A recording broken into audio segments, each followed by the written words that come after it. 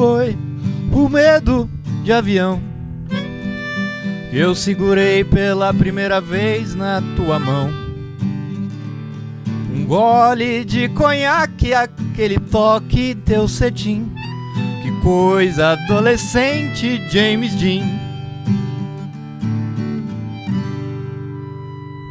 Olá, companheiros! Sejam muito bem-vindos a mais uma edição do podcast Música de Classe, com essa introdução maravilhosa. Todo mundo já sabe do que a gente está prestes a falar. E hoje o tema é Belchior, né? A gente vai aqui falar desse célebre músico aqui, importantíssimo, né? E antes de tudo, eu gostaria de... Antes mesmo de dar os meus avisos tradicionais, eu gostaria de dar um salve pro companheiro Renan. Aê! Belchior! Companheiro Renan foi o número 1 do Belchior do universo, né? Grande fã. Então fica o salve, espero que você esteja ouvindo aí direto de Brasília. Já dei um toque nele que vai ter. Já deu um toque. Tem que avisar pro cara ouvir, né? Porque a programação é muito vasta, tem muita coisa que acontece e tal. Às vezes o cara Ele fica divulgando sabendo. pra todos os amigos aí e tudo. Tem também o companheiro Vini, aqui de São Paulo mesmo, que entrou em contato comigo e tinha me pedido aí um programa sobre Belchior, né? Não fizemos exatamente porque ele pediu, mas porque são muitos milhões de pedidos. Uhum. Então... Ué, você tinha falado isso já alguma vez, já. Tinha falado já. Déjà vu, né, cara? É, familiar, Uhum. toda essa conversa. Já vu. Então ele pediu então um abraço aí pro companheiro Vini, aqui de São Paulo, diretamente. Certo, os seus Abraço. desejos são uma ordem. O Renan nunca nem pediu, mas aí assim, aqui já é um pedido imaterial, né? Assim, Na real, ele nunca pediu, mas ele sempre tá pedindo. ele sempre tá pedindo. Ele nunca pediu o programa, mas o Belchior em gênero para nós daqui já. Para a banda vai. Mas bem, muito bem-vindos a mais uma semana desse podcast. Na semana passada não tivemos, mas estamos de volta agora para mais uma apresentação desse podcast.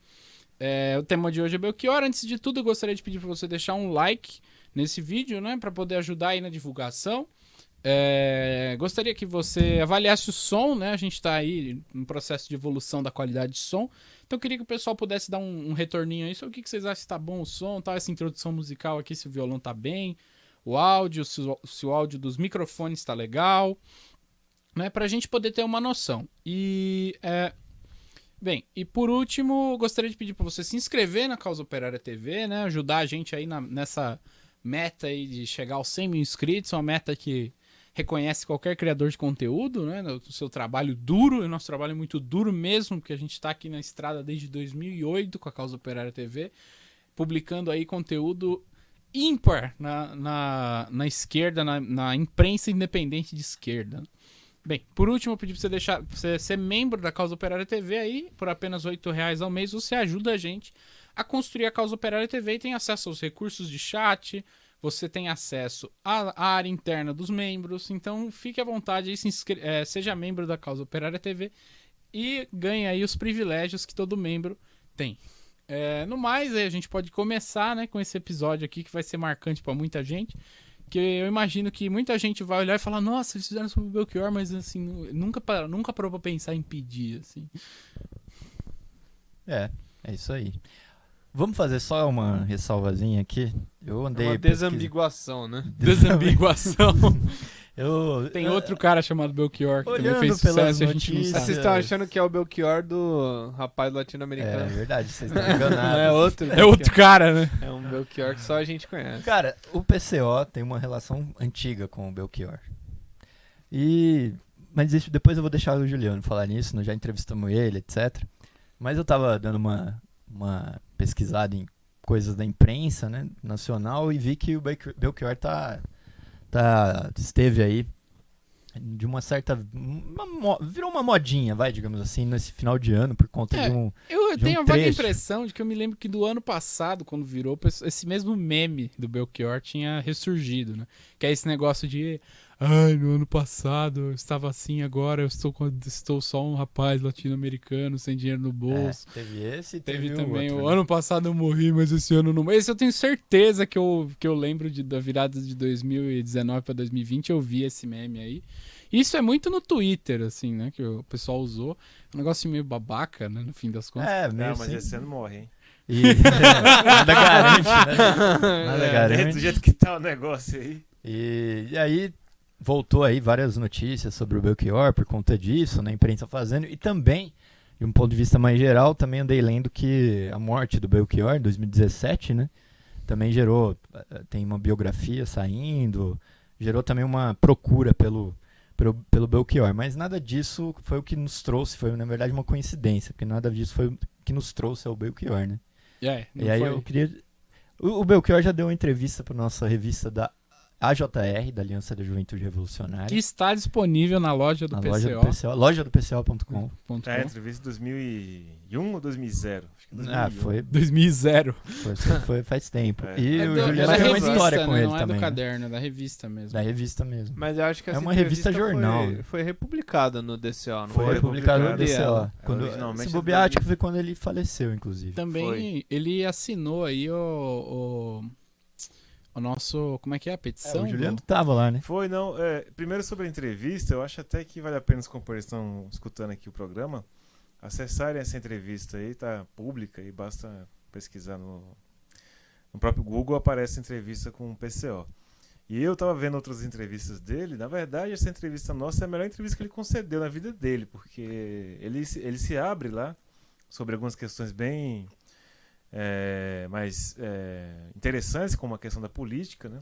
Coisa que ele não falava, até porque muita gente nem perguntava a respeito disso daí, mas ele fala lá a sua posição, a posição dele politicamente falando, e outras polêmicas aí, a entrevista é bem interessante.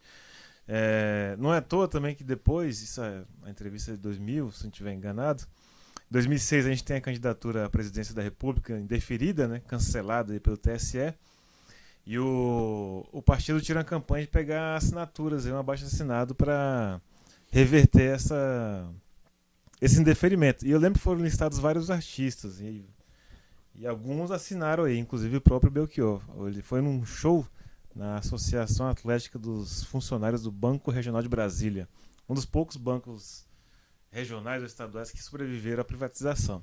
Ele tocou lá, né, fez um show bem legal, e no final saímos correndo, eu e Expedito, para poder falar com ele e explicar a situação rapidamente. O que é o seguinte, o partido foi cassado, precisa assinar aqui, é um absurdo, e ele fez parte. Belchior tem isso daí. Inclusive a gente tem que até, tava pensando, vendo as anotações do Nishimiya e outras anotações nossas aqui, a gente deveria reformular a Wikipédia do Belchior, que é muito ruim, na verdade. Ah, é verdade, né? Dava pra escrever umas coisas mais interessantes sobre ele lá, inclusive citar a nossa própria entrevista, né? Mas é isso, Cita. Belchior participou. Não lembrava disso. Não, deveria citar o Wikipédia. Não, ele tá Ah, falando bom. que nós deveríamos reformular, fazer, Eu refazer pensei, o nossa, artigo citaram dele. a nossa entrevista, meu Nossa. Deus. É porque você pega o que sai, o que tem dele mesmo assim que sai, né? É no Wikipédia, é uma informação muito boba até. Se alguém que nunca ouviu o Belchior pegar pela Wikipédia, não vai ouvir, não. É verdade, cheio de erros, né, factuais, assim, na verdade, assim, o Belchior, né, ele, já começando esses dados biográficos dele, né, você olha na Wikipedia, né, 26 de outubro de 1946, nasce, segundo eles, né, o Antônio Carlos Gomes Belchior Fontenelle Fernandes, né, só que isso aí não é o nome de verdade dele, né. O nome do Belchior é somente Antônio Carlos Belchior. O Belchior como um contador de histórias, né, apreciador dos mitos, assim, da música americana, de Bob Dylan, por exemplo, que gostava, né, de criar um mito, né, em cima da figura dele. Foi o que ele fez também, né? Ele disse que ele falava que o nome dele era esse aí, né? Mas na verdade era uma pura invenção dele, né? Isso é coisa cearense, cara. Cearense inventa muita coisa. Eu tinha um tio que... Até os maiores humoristas não estão lá. Sim. De Mocó, Sorrisal, Colesterol, Novagina, Mufumbo. Mas o meu tio, que é o Francisco, onde quer que é Francisco? Também tá cheio. O Ceará O só tem Francisco Francisco. é nome comum lá. E ele inventava esse. Nunca eu soube o nome dele de verdade. Era inclusive uma época que chamava ele de Carraspana. Não sei porquê também. Mas enfim, coisa de cearense. Então, né, e outro dado, né, que tem ali na Wikipedia fala assim, a mãe cantava no coro da igreja, né, mas isso aí é um mito dos cantores de blues, né, dos Estados Unidos, né, na verdade toda mãe de cantor de blues cantava na igreja, né? Mas isso aí Como não você Também é um descobriu que isso mito era aí. mentira? Você farejou? Você falou, isso aqui Não, tem na cara verdade- de história. Então, na verdade eu encontrei um livro uma biografia do Belchior na internet que eu não conhecia, né? Vi essa semana aqui, escrita por um jornalista aí do Estadão, e tal, acho que é um JB Medeiros, né? E tem uma boa pesquisa lá, assim, né? E fala assim, né? que entre outras mentiras, né, da biografia dele, tem essa história aí, né? Que, aliás, inclusive ele também fala, né? Na Wikipedia fala, né? O pai do Belchior foi um cara influente na cidade, não sei, era juiz e delegado. Porra. Juiz e delegado. Eu falei, pô, mas Ao mesmo tempo. ao mesmo tempo. Dava na cidade de Sobral. Ele mandava na cidade de Sobral. Ele e o pai do Ciro Gomes. O vô do Ciro Gomes, sei lá quem. Então a gente, lendo o livro, vê que isso aí também era outro mito, né? O cara era uma pessoa simples, né? Teve 23 filhos, né? O pai dele, no caso. O pai do É uma Belchior. ninhada, né? E assim, é claro, o cara era agricultor, tal, comerciante, vendia rapé. Olha só. É, nada a ver, né? Nada a ver, né? Quer dizer, essa Naquela história... época tinha mais a ver. Hoje tinha pouca gente que usa Não, rapé. nada a ver com ser juiz e delegado ao mesmo Ah, tá. tempo. E de onde que vem essa história aí? É ele mesmo Foi que... o próprio Belchior que contou, deu uma embelezada na nossa biografia aí, né? Embelezada, É. né? Não, vendo algumas entrevistas dele, de fato, eu tive a nítida impressão que ele respondia qualquer coisa. O cara perguntava lá, é meio até desinteressada a resposta dele, assim. Ele, tipo, é isso. Também, o cara deve refletir um pensamento que o cara tinha, tipo assim, independente do que eu falar, que não importa muito pra eles, né? Posso falar que eu sou o cara mais pobre do mundo, posso falar que eu sou filho de um alienígena, não vai fazer diferença nenhuma pra ele. E o mais engraçado é que a Wikipedia, um monte de gente aí comprou essa história, né? Inclusive, outra fonte que eu sempre dou uma olhada é o site do Dicionário Cravo Albim, né? Que é uma boa referência, geralmente, aí sobre os artistas da MPB, mas nesse caso eles também embarcaram na mesma onda e tá cheio. Ludibriados pelo... Caramba, até o dicionário Cravalbim. Bom, aí então, depois de uns anos aí, a família se mudou lá para... foi mesmo para mudar para Fortaleza, né? Para tentar melhorar de vida, né? É porque eles eram em Sobral, né? Sobral eles moravam em Sobral. E em 1960, né, ele entrou no colégio, completou o colégio em 63, quando era a hora dele começar o segundo grau lá. O Belchior resolveu se tornar padre. Não, padre não, um frade, né? Ele entrou para um mosteiro, onde ele ficou 3 anos estudando lá, né? E o pessoal que conhecia ele já não sabia mais quem é esse cara aí, né? E esse fato, por mais estranho que pareça, é verdadeiro. Né? Isso é verdade. isso aí. Era mais fácil acreditar nas coisas que ele inventou, né? Mas diz que naquela época, assim, em Fortaleza, você estudar num lugar como esse era um lugar onde você tinha muito mais possibilidade de ter educação. Porque esses mosteiros, assim, eram até considerados uma espécie de universidade, né? Uhum. Então, também tinha isso. Em 66, aí ele desistiu dessa história de frade aí e voltou para estudar medicina, né? Foi lá na Faculdade de Medicina que ele começou a ter contato com as ideias aí de política, né? Inclusive de música também, porque até então, você sabe, dentro de um mosteiro você não ouve música, né? Ele começou a tocar violão, que também era coisa que estava lá nas rodas. Ele começou a conhecer as pessoas que depois fariam ali uma cena local bem forte, né, de música, que ficou conhecida como o pessoal do Ceará. Entre outras pessoas, o Fagner. Tem uma maravilhosa relação com ele, né? Grande maravilha. Diga-se de passagem. Verdade. Então, inclusive Fagner foi um dos primeiros parceiros aí do Belchior. Eles se encontraram aí, né? Essa turma aí costumava, claro, como todo mundo, né? Se encontrava num barzinho, né? Para tomar umas, né? Lá na faculdade. E foi lá que o Belchior conheceu aí o Fagner. E os dois compuseram juntos a música Mucuripe, né, que foi um dos primeiros clássicos aí do Belchior, né? Quando isso? Ó, Isso aqui em 68. das primeiras músicas que eles fizeram juntos. Isso, foi uma das primeiras músicas, uma música que foi regravada depois até pelo Roberto Carlos, né? Você vê 68, uma época tão revolucionária que o Fagner era de esquerda. Ainda era. Importante ressaltar isso daí, que é uma coisa que o pessoal olha e pensa, o Fagner, mano. Tipo, Fez propaganda pra Aécio Neves, né, então. tal. O cara já... Não é o Fagner lateral direito do Corinthians, é o Fagner. Raimundo Fagner. Raimundo Fagner. Quem dera ser um peixe. Bom, então aí depois disso, né, esse pessoal do Ceará começou a fazer a mesma rota aí que o pessoal nos anos 60 fazia, que era participar de festivais de música, né? Eles começaram a participar desses festivais de música lá em Fortaleza e eles ganhavam tudo, sempre, né?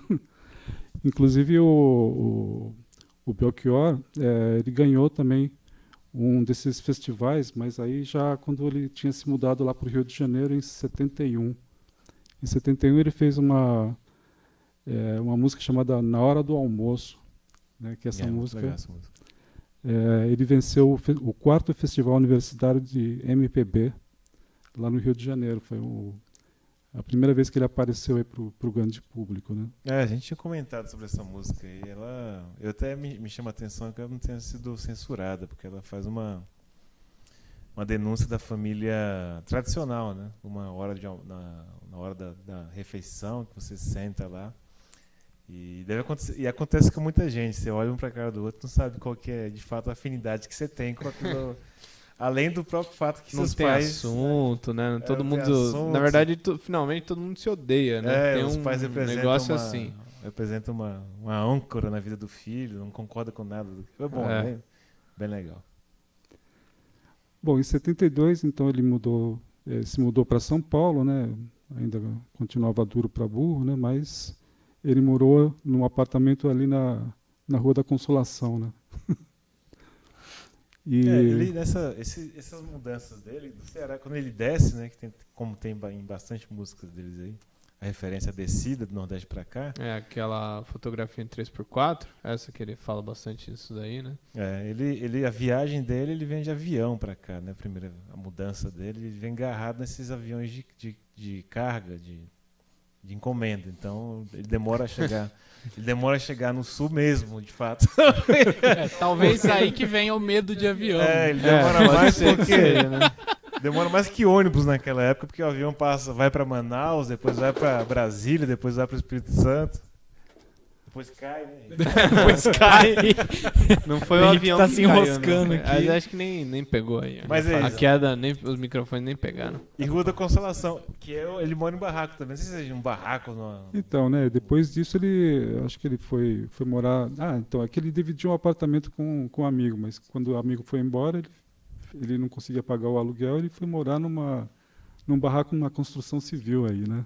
É porque quando tá construindo, tem sempre aquelas casas lá que não tá alugando ainda, né? O cara foi ninja. Então, e foi justamente nessa época que ele conheceu a Elis Regina, né? A Elis Regina foi lá, conheceu o Belchior na gravação de um disco aí do Vinícius e do Toquinho. E a Elis Regina falou, bom, ela já tinha ouvido falar do Belchior, né? Já tinha referências, e ela falou pro cara, né? Bom, você está intimado a aparecer lá na minha casa, né? Mostrar suas músicas que eu vou gravar umas coisas suas aí, né? Imagina se o cara não for feliz. O cara tá morando no barraco, né? Chega mas Elis Regina pra ele. Não. Mas ele falou, mas é o seguinte, eu não tenho nem violão, moro no barraco. Não tem nem... É que aí também o cara tá meio tonto, né? Arranja. Chance da tua vida, né? Ele chega Elis Regina pro cara, ela fala, não, traz lá, que eu vou gravar. A Regina devia ter uma coleção de violão na casa dela também. Essa altura já tinha. Exato. Eu fico pensando, imagina se o cara não é bom, indicar pra ela não é bom, e ela falou que ia gravar, o que ela faz? Ela não cumpre a promessa, ela cumpre e deixa pra lá. Também na cabeça do cara, assim, às vezes, né, Elis Regina, você vai ela te convida, né, um evento social, você, puta, nem meia pra... Nem sapato tem jeito pra chegar. Que dirá violão, nem sapato tem direito. Vai chegar lá, você parado na entrada. Quem que trouxe Nem sabe o que é esse quem que cara. trouxe esse cearense É, aqui? o que é esse cara De onde veio esse bigodudo aqui? Bom, 74 é o ano que ele lançou seu primeiro LP aí, né? Que é um LP que é chamado Belchior, mas também tem, o pessoal começa com os nomes de Mote e Glosa, ou então a Paulo Seco, né? Que é o nome de uma das músicas mais importantes aí desse disco aí, né? Que é uma música inspirada aí numa poesia do João Cabral de Belo Neto, né? É engraçado, né? Apesar de ser o primeiro disco, o normal do primeiro disco é que seja o nome do cara mesmo, né? Tipo, o nome do cara, da banda e tal. Mas mesmo assim seguiu aquela regra que a gente viu lá atrás no João Ferrar, né? Que o pessoal dá o nome da primeira música pro disco.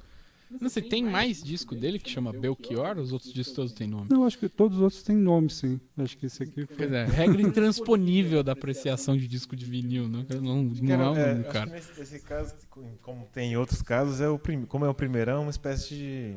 Como se fosse um outdoor, né? Tipo assim, conheço o cara, né? Se você colocar o nome da... Um nome nada a o ver, nome né? X, o cara... O que é isso, né? Acho que foi mais nessa vibe aí. Então, aí no ano seguinte foi quando a Elis Regina justamente gravou essas duas músicas aí do Belchior, né? Que são esses dois clássicos aí, como Nossos Pais e Velha Roupa Colorida, né? Clássico é uma palavra assim meio fraca. Uma dúvida que eu tenho é se ela gravou antes dele? Gravou antes dele, é. Então a versão dela é anterior à do Alucinação. A Alucinação saiu só no ano seguinte, né? E é do Falso Brilhante, né? Isso, né? Essa música eu acho inclusive importante a gente entrar nesse parênteses agora, né? Falando de Velha Roupa Colorida, né? Que Como Nossos Pais. Como Nossos Pais. Essa é a mais conhecida, né? Essa música, ela tem... A gente tá discutindo aqui, tem o caderno cultural, alguma coisa sobre o Belchior, não tem?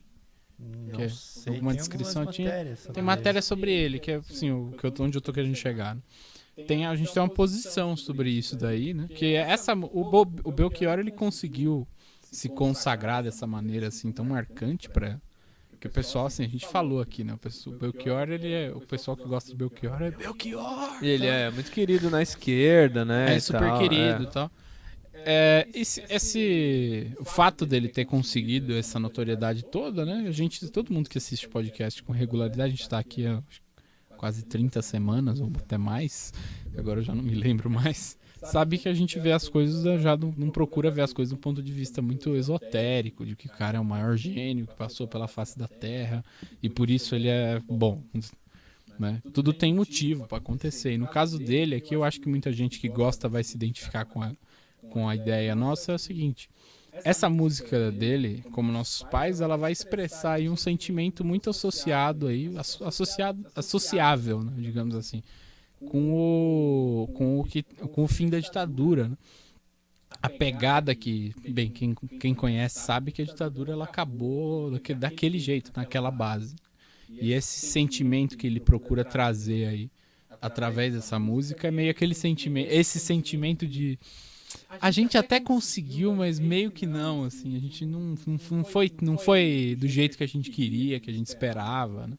É um negócio meio derrota, tal. Você vê que ele tem, assim, a atmosfera das músicas dele tem essa coisa ou meio melancólica, mas meio pensativa, assim, um pouco diferente, não é? Eu não sei se ele é o músico que você poderia descrever como sendo aquele cara pra cima, né? Ele já é uma coisa meio diferente, assim. E particularmente nessa fase aí, nesse período aí nessas músicas, né? Nesse disco da Alucinação é meio que uma música de corno aí. Corno político. De corno político aí. Corno muito politizado. Corno de esquerda, O corno de esquerda. Então acho que ela tem, assim, ela carrega um sentimento meio negativo, né? Então, e eu acho que o mérito grande dele, assim, que fez com que o pessoal também, eu acho que se grudasse mesmo é isso, né? A gente já descreveu aqui. Que os caras que mais se destacam são aqueles que fazem as pessoas se identificarem com eles de alguma forma. E nesse caso aqui, ele se deu bem nessa tarefa, porque ele não só fez o pessoal se identificar com ele genericamente, mas ele conseguiu, assim, fazer com que as pessoas se identificassem um sentimento na música dele, que era um sentimento muito específico, né? Porque não é todo dia que você vai pegar um cara que consegue... pegar a glória do movimento é mais fácil do que pegar a desgraça dele. Nesse caso é uma desgraça muito mais parcial, só que ao mesmo tempo é um sentimento muito específico, né? Tipo, o cara ele consegue pegar e traduzir de um ponto de vista subjetivo. Finalmente, música é uma coisa meio subjetiva, né? Porque não depende só da letra. A letra tem uma grande contribuição, porque tem várias coisas, né? Só o nome, né? Como os nossos pais, tal, aquela ideia de canibalismo, não, brincadeira.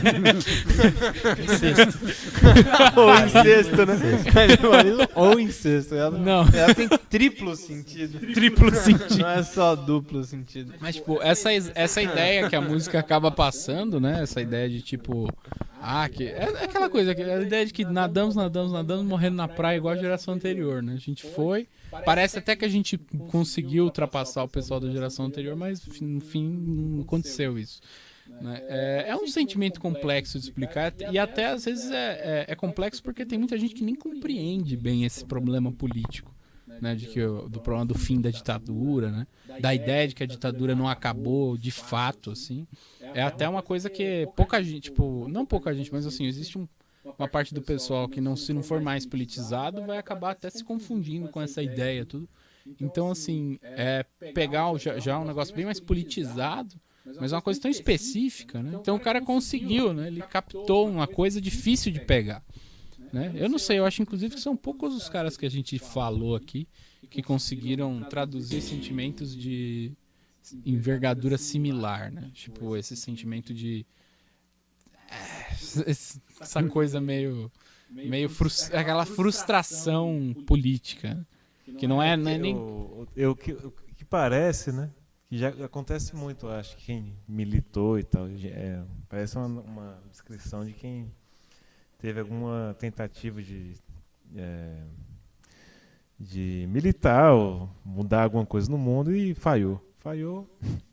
Deu ruim, vai dar os 40 anos de idade, dá 45, começa aquela acomodação e pronto, o cara tá morto em vida. E um sentimento até meio comum quando não está acontecendo nada, né? Você pega agora mesmo, por exemplo, que tá, imagina, tá tudo assim, tem coronavírus até no nosso cu já essa altura do campeonato. E até mais agitado que muitas outras épocas. Eu lembro dos anos 90. Eu vivi os anos 90, parece um borro, um negócio assim, puta, negócio terrível, saca? E 2000 foi mais animado, mas acho que ele exprime esse sentimento aí. Não só esse, como outros também, eu acho que na música dele, que é essa do você trabalhar, manter uma rotina ali, mas é só ferro e passa tempo e aquele negócio vai afundando o cara até o cara... assim, ó, aquela coisa, aquele esmagamento pela mediocridade. Né? Exato. E eu acho até que tem muito a ver com o próprio fim trágico da vida dele. O Belchior, só também outro parênteses que eu queria abrir, ele é um cara que ele tem essa habilidade, né? A gente estava discutindo aqui outra vez, não lembro qual música que era agora, essa coisa assim, que ele às vezes traduz, até pega assim, uns sentimentos bem abstratos e põe assim, eles em sequências de frases, muitas vezes que não são coesas umas com as outras, assim, mas você começa a ouvir e a pessoa ela consegue perceber meio que onde o cara quer chegar. Ele faz um panorama, né? Um panorama meio sentimental, né? Das coisas. A marca registrada deles são essas músicas com letras que não tem coesão de parágrafo, né? Tipo, uma frase ou duas que tem um sentido combinado, aí muda, não sei o que e tal. E é referência atrás de referência, assim, que a pessoa que ouve e não tá muito ligada no que se trata vai olhar e falar, esse cara tomou muita droga, tá muito louco. Mas se você ouve bem, entende o contexto da coisa, de como o negócio foi feito, você já repara assim que já é uma capacidade que o cara tem, né, de pegar determinado, tipo, pegar um sentimento subjetivo e traduzir ele no meio objetivo, que são as palavras. Né? Eu acho até mais, por exemplo, se pegar o que o PT, ele teve a juventude dele muito próxima de gente do que é hoje do PT, né? Mas você vê, ainda bem que já morreu, porque se o cara pega esses amigos do cara agora, tudo fazendo apoio pro Baleia Rossi, não é que somos nós estamos pior que nossos pais. Ele morreu em 2000. Ele morreu pior que os nossos. Morreu em 17. Eu sempre tive a ideia de que ela é uma música, escutando, que ela é uma música que critica critica o conservadorismo aí do jovem, né? Parece, de uma coisa meio... falando assim de um sentimento mais genérico, né? O conservadorismo que vem com a idade, né? Acho que tem a ver também. Tipo... e a Velha Roupa Colorida, né? Que é a outra música que a Elis Regina gravou dele. Eu acho que ela já é uma coisa mais relacionada à nostalgia, né? De como a pessoa não consegue, às vezes, se soltar de uma coisa meio nostálgica pra fazer alguma coisa diferente na vida, sabe? Pra entrar num negócio diferente. Ele fala, no presente, a mente, o corpo é diferente, o passado é uma roupa que já não nos serve mais, né? É que nem o Kaká falou, né? Uma coisa bem... uma ideia muito subjetiva, bem subjetivo, mas no meio objetivo. Mas que né? você meio que tenta... Você consegue entender mais ou menos o que ele quer dizer. É engraçado, né? Que a música ela é um meio subjetivo de expressão, né? Um meio assim, abstrato de expressão. Né? Ela não é uma coisa matemática e tal.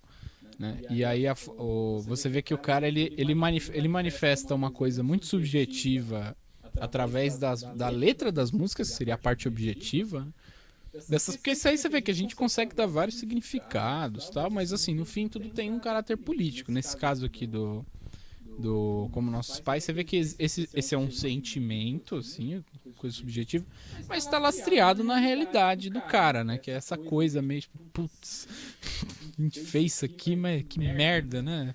E você vê que nem é do fim propriamente da ditadura, mas é assim, lá pro final da ditadura, né? Tipo, não acabou, não está prestes a acabar, mas começou a acabar e a gente já meio que percebeu o fim que nos espera aqui. É a crise da ditadura, né? Que é o disco da Elis Regina de 76. A música por aí, né?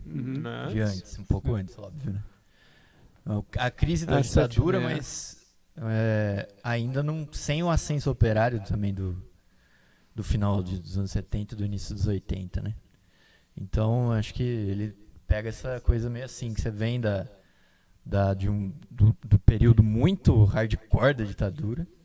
Aí já quando libera, não tem nada crise, acontecendo. Libera, você tem aquelas primeiras coisas assim de, parece que tem alguma coisa acontecendo, mas também não tem nenhuma grande mobilização operária, nem nada, que depois vai derrubar definitivamente o negócio, né? E depois, em 85, ainda... tem um novo baque, né? Eu acho até que chega a ser engraçado, porque assim, a realidade do que acontecia quando a música saiu, ela, assim, à primeira vista, ela encaixa menos do que 10 anos depois. O que aconteceu depois, né? Você olha o fim da ditadura, é muito preciso, sabe? O que uma pessoa pode pensar com aquele fim que a ditadura teve, bate muito bem com essa sensação aí que você tem ao analisar essa música e tal. Sim, sem ouvir ela do saudosismo, depois de 6 latas de cerveja e muito churrasquinho, né? Várias décadas depois que ela foi feita também. Né? Então. Mas pensando assim, botando na cabeça a ideia do momento, né? A ideia de como se processou, né? Determinado evento político, encaixa que nem uma luva, né? E é uma coisa assim, eu acho que é um grande mérito dele, né? Tipo, que eu acho que é inclusive o fator que mais faz ele conseguir ter essa popularidade e tal, é o fato de que a pessoa se identifica com isso, né? E eu acho até que o pessoal se identifica, às vezes, de uma maneira mais inconsciente, né? Como a gente falou, esse negócio dele meio que usar as palavras para exprimir determinados sentimentos subjetivos, né? O pessoal se identifica com isso também, né? Mas eu acho pelo menos assim que a pegada do Belchior, para usar uma palavra da minha geração, a vibe do Belchior é bem como nossos pais, assim, essa coisa bem esse suspiro, assim, essa coisa tipo desagradável, né? Tipo O cara assim, fica deprê, né? Tá lá, tipo, uma geração inteira, cabelos ao vento, né?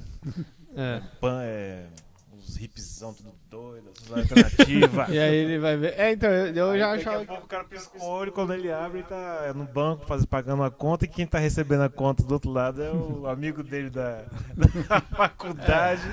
que tava com ele lá quando E a gente falou bastante disso também, em outros episódios, que também marca o pós-68, né? Porque também tem o bike de 68 também, né? Nisso daí, 70. 75 é, né, também já é o pós-68. Então ele tá entre o 68 e o ascenso operário que viria poucos anos depois do negócio. Né? É um período meio morto, nessa era cinza, assim, que que estampa, né, a pegada da coisa, porque ele não é tão politizado quanto um Chico Buarque da vida, né? Então acaba que a pessoa não tendo toda essa clareza, tal, né, pelo menos daquele momento, ele vai olhar o negócio, né, e ele é um cara mais emotivo, tá, um cara que ele aquela pegada mais emotiva, mais expressiva do ponto de vista subjetivo, né? Você vê que ele joga, a gente falou, né? Joga o sentimento pra letra, né? Faz meio que e tem o cara que poderia fazer o contrário, né? Que passa pela letra um sentimento, né? Eu acho que o caso dele é esse caso interessante, que ele não é nem despolitizado a ponto de perder tudo ali no meio do caminho, né? Mas ao mesmo tempo ele não é suficientemente politizado para entender, tipo, com clareza o negócio em volta dele, ou pelo menos se manter otimista com o negócio e tal. Ele também ele enquadra aí nessa geração de pessoas que viu o movimento de 68, então é natural, né, que o cara vá sentir esse baque, né? Uma coisa que eu gosto nele é porque eu acho que tem isso a ver também, essas crônicas do cotidiano, né? Os lugares que ele andou, as pessoas que ele conheceu, bares, puteiro, vida pobre, difícil, babá, isso daí, especialmente para quem já passou, viveu algo perto disso, chama muita atenção, né? E ainda mais com um cara com a popularidade dele, coisa que muita gente não cantava, né? Cantar isso daí, assim, de uma maneira como ele fala da faca torta lá na música, é tipo isso, tipo, eu vou falar aqui o desastre que é a rotina e o cotidiano de não sei quantas pessoas, eu também passei por isso, é triste, é foda. Ele não termina nenhuma música com um chamamento à revolução mundial, ou organização política, ou que deve ser feita alguma coisa, mas essa música sim, tipo, é ruim. Esse negócio do retrato do cotidiano é bem interessante. Assim, uma que me marca, uma que vem na minha cabeça, que é famosa dele, é aquela 3x4, né? Que ele fala, eu me lembro muito bem, o dia em que eu cheguei... Jovem que veio do norte pra cidade grande, daí ele fala da polícia, dá enquadro no nordestino e ri do nome dele, né? E, tipo, uma coisa bem assim, bem um retrato mesmo, assim, de uma situação que é interessante. Bom. Então tem um parênteses nessa questão. Alguns anos depois, aí o Belchior também regravou aquela música do Raul Seixas, né? Ouro de Tolo, né? Que também retrata essa mesma desilusão. Que é a né? melhor música do Raul Seixas, né? Apesar de que o episódio não é sobre o Raul Seixas. É verdade, Mas essa é a melhor música do Raul Seixas. Espero que gravemos um. Vai chegar, vai chegar. Chico, você falou tudo, cara. Eu acho que essa música é a melhor música do Raul Seixas. É a melhor Seixas. música do Raul, cara. Mas expressa o mesmo sentimento, verdade. O do Raul também tem esse negócio. Então, foi uma dificuldade. Da pipoca pros macacos. Comprei um corset, não sei o que, isso aqui. Apresenta o mundo pra você, você se fode. Tudo que eu consegui fazer agora é beber escondido da minha mulher. Tipo... A coisa mais revolucionária que eu faço é beber pinga escondido da minha mulher. Isso aí é derrota total, né? E o cara reconhece, né? É que como o Raul Seixas era um cara mais... Como é que eu vou dizer? Mais do astral, né? Do astral? Mais astrológico, esotérico. Astrológico. Ele fala de alienígena, de disco voador e tal. Vai pra onda lá... São Tomé das Letras, Praça da Sé, sei lá. A onda do Raul Seixas. Eu falo... A gente não chegou lá ainda. Não chegou lá ainda, mas vai... Como é que falava? Como é que esses hippies falavam? Puta, tinha um personagem que é como um contador de história, um personagem brasileiro. Tem um personagem que é morador de rua, o hippie, que é ultra fã de Raul Seixas, tinha um nome específico pra isso, que é um cara Ctrl-C, Ctrl-V. Fora os covers do Raul Seixas. Não, eu falei bom, foda-se. Quando a gente for falar de Raul Seixas, vou mas lembrar. de fato, eles estão na mesma época. E essa música tem a mesma temática. Representem. Bom, o final do Raul Seixas também revela muita coisa sobre o que ele pensa. Só fazendo uma menção também, a outra música dele é aquela música que ele... também, não, mas bom. Não, da Bahia? Bahia. Perdão. Que é aquela música que ele critica a esquerda pequeno-burguesa, né? Que eu não lembro a música inteira, mas é que ele fala de carrão chego mais rápido na revolução, né? Isso também é interessante, mas eu não lembro a letra inteira da música, nem lembro o nome dessa outra música. ele fala que os seus heróis, não sei o que, estão contando dinheiro agora. Que acontece com muita gente aí, né? Cá entre nós. O pessoal ficou rico na esquerda aí. Ah, sim. Naquela época já tinha esses caras carguistas, a burocracia do curso do stalinismo faz a propaganda, Kaká. Pra quem não sabe, esse podcast aqui está sendo gravado em meio à Universidade Marxista, de número 46. Né? Nós estamos acompanhando o curso sobre o stalinismo, então você também deve acompanhar, né? Não é um convite, é uma ordem, tá ligado?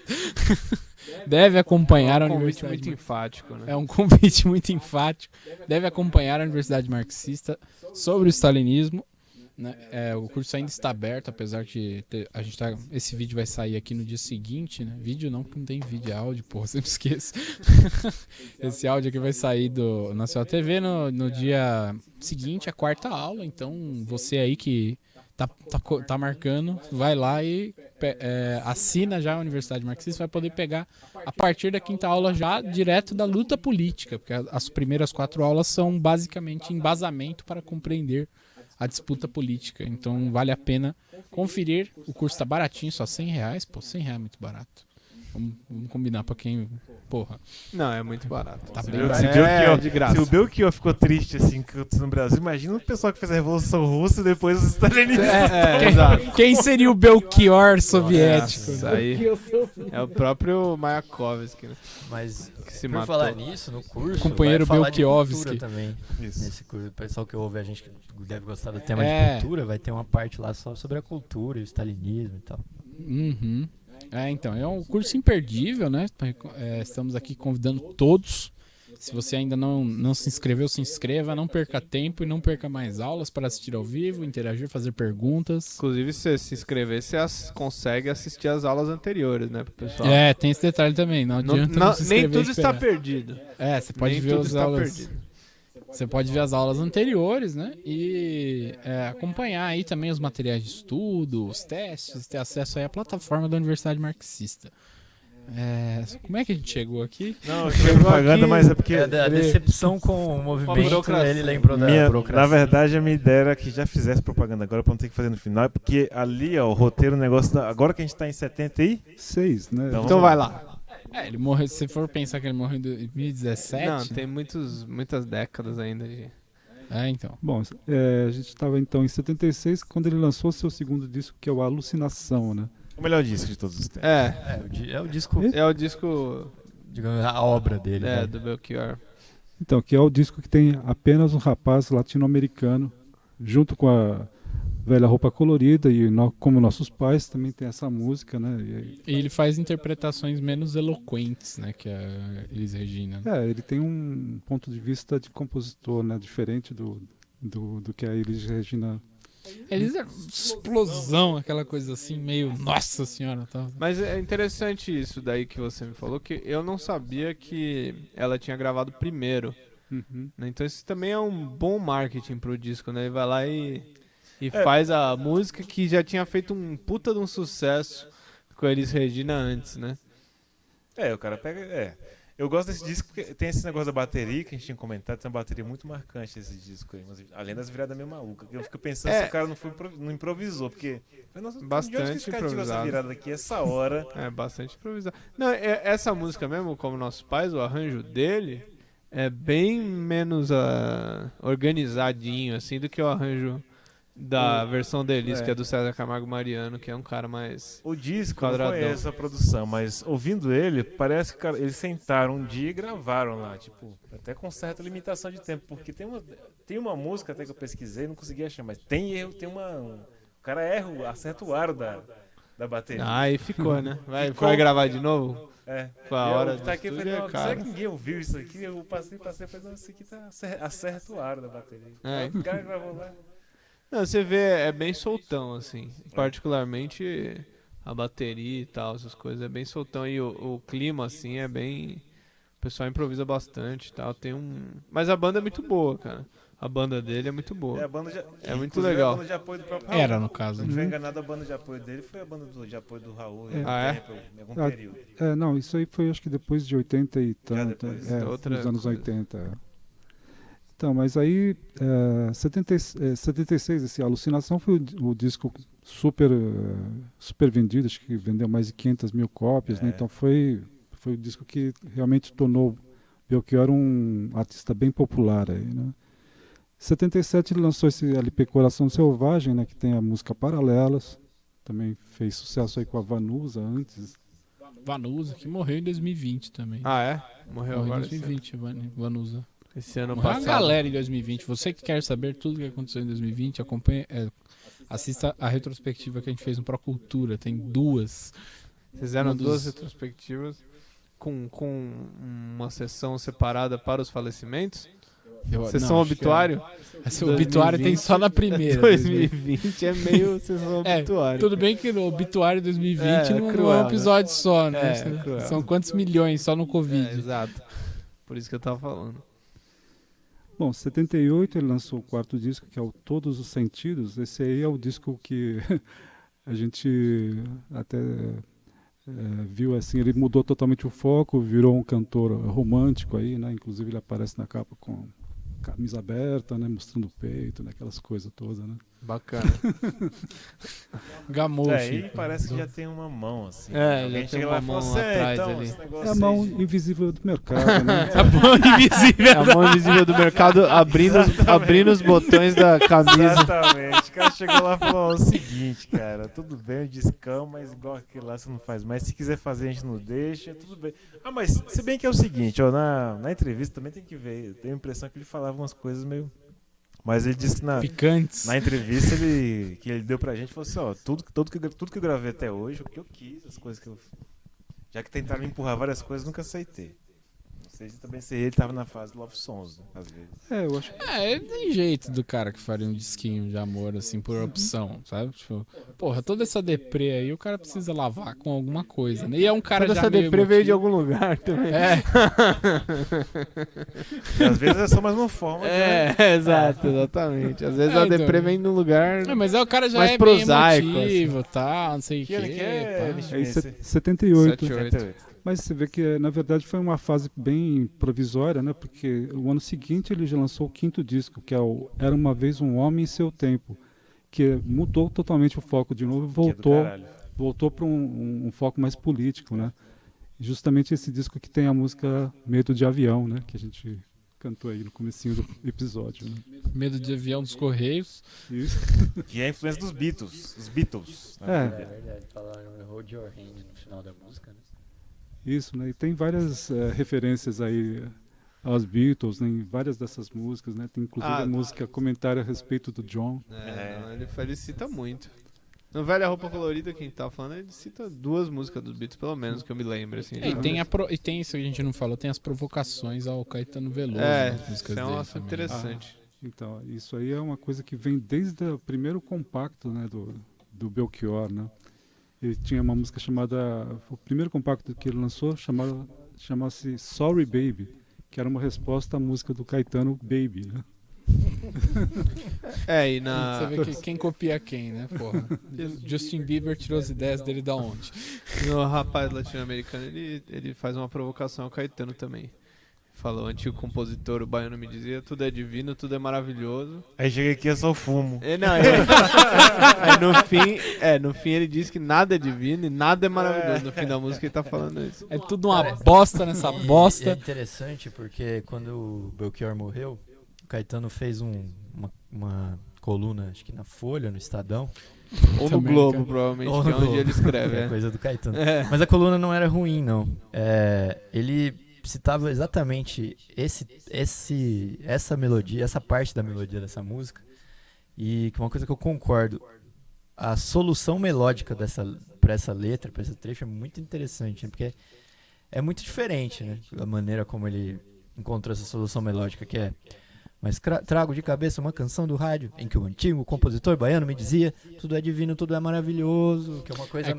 Aquele staccato vocal sinistro. E o Caetano destaca isso aqui, eu achei até interessante, e é interessante que é bem a parte que tá falando do Caetano. Mas aí também faz todo sentido, porque ele não vai comentar a letra porque tá metendo pau nele, né? A gente já sabe que o sujeito tem as tendências meio oportunistas. Ele vai olhar, vai tentar fazer um H ali e tal, não sei o quê, porque vai morrer, o pessoal vai falar: morreu, fala mal de você ali, ó, pá, briga, não sei o quê. Eu lembro até que na época que ele vai descer a relha no morto. Eu lembro que na época morreu, que o Belchior morreu... um episódio que, quando ele foi conhecer o Belchior meio que assim, não deu muito moral pra ele, não. Ele conta também na coluna. Eu lembro que na época que o Belchior morreu, tinha uma campanha que eu vi na internet, poucas pessoas fizeram, não chegou a se desenvolver muito, que era: Deus leva o Caetano e devolve o Belchior. Eu cheguei a ver isso daí. Eu cheguei a ver essa. Mas não fui eu, né? Aí, ó, se pá, a gente tinha um cara que ia se reabilitar o trotskismo no lugar do Caetano Veloso, que reabilitou só destacar que ele também foi muito fã e influenciado pelo Bob Dylan. Essas frases corridas ele também pegou do Bob Dylan. É verdade. Que inclusive tinha uma voz pior, que os dois foram criticados em estúdio por causa da voz horrível. Finalmente, e todo mundo gravou, fez sucesso. Eu li em algum lugar que, por exemplo, que o pessoal falava assim que o Bob Dylan ele teria inspirado o pessoal a ser mais eles mesmos na hora de cantar, assim, não ter medo da própria voz. Eu acho que o Belchior mesmo falou disso, né? O próprio Belchior, né? Ele falou que justamente o Bob Dylan trouxe um novo parâmetro, né, para você julgar a qualidade vocal, né, de um cantor, né? Porque a gente sabe muito bem que o Dylan tem uma voz muito estranha para alguns, né, ou muito diferente, né? E realmente na época assim foi um grande choque aí, né? Mas as pessoas começaram a se acostumar com vozes diferentes, né? E foi o caso do Belchior, que sempre teve uma voz anasalada, né? Que era uma coisa que todo mundo que ouviu pela primeira vez levou um choque, né? Que é estranho, o Belchior é meio chocante mesmo. Assim, é isso que você falou, eu concordo 100%, porque a primeira vez que eu ouvi assim de orelhada, eu falei: mano, o que aconteceu? A voz dele é bem diferente, mas isso é bom pra um artista. Porque fica marcadaço, né? Porque ele é o cara do cabelo espalhado, bigodão. E aquela voz dele que é inconfundível. Voz inconfundível, letras difíceis de entender, mas curiosamente identificáveis. Pro artista é bom isso daí. Então, aí a gente tem agora esse episódio da polêmica, né? Voltando ao Fagner de novo, né? Raimundo Fagner. Raimundo Fagner, super famoso no Ceará. Então, em 79, né, teve finalmente o pessoal do Ceará lá se reuniu para fazer um projeto especial. O pessoal do Ceará é o nome do grupo, lembrando, não é você sendo negligente com a galera do Ceará. Não, o pessoal do Ceará mesmo. Um grupo enorme, né, 200 artistas, né, compositores, produtores, cantores, vários músicos lá fizeram um projeto que sairia aí pela CBS, né? E inclusive o Fagner fez parte disso, tal, né? O Belchior também. E esse disco ficou engavetado aí por 1 ano e meio.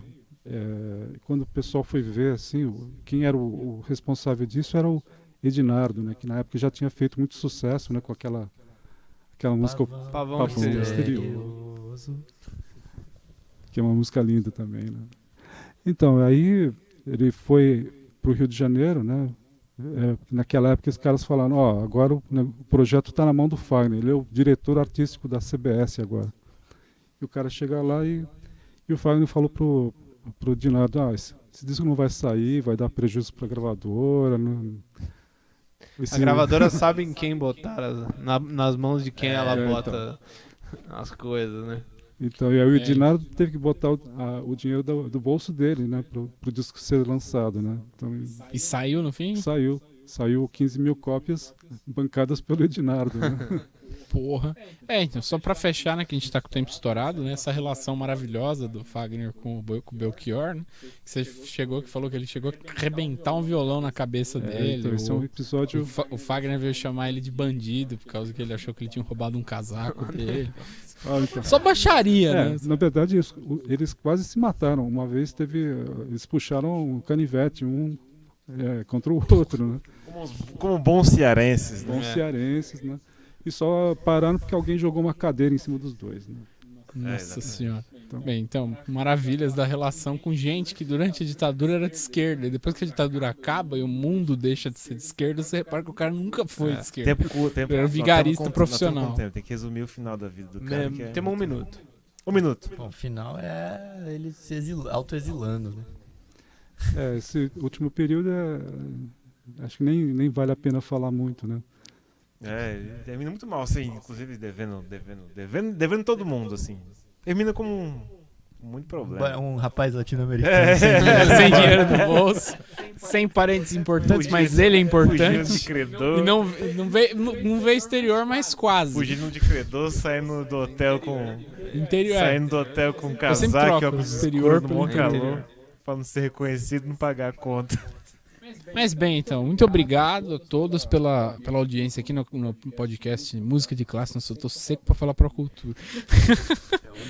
É outro programa. A gente fica com ciúmes. Mas bem, a gente agradece aqui a audiência de todos. Recomendações de temas são bem-vindas aqui na descrição. A descrição não, porque a descrição só a gente que pode mexer nos comentários. Também digam como é que está a qualidade do áudio, vocês gostaram da introdução, vocês gostaram do que a gente fez. Né? Espero que vocês tenham aproveitado bem aqui esses 55 minutinhos aqui de podcast de informação. E a gente volta na semana que vem com mais Procultura. Falei que eu ia errar alguma hora. Falei que eu ia errar. Com mais música de classe.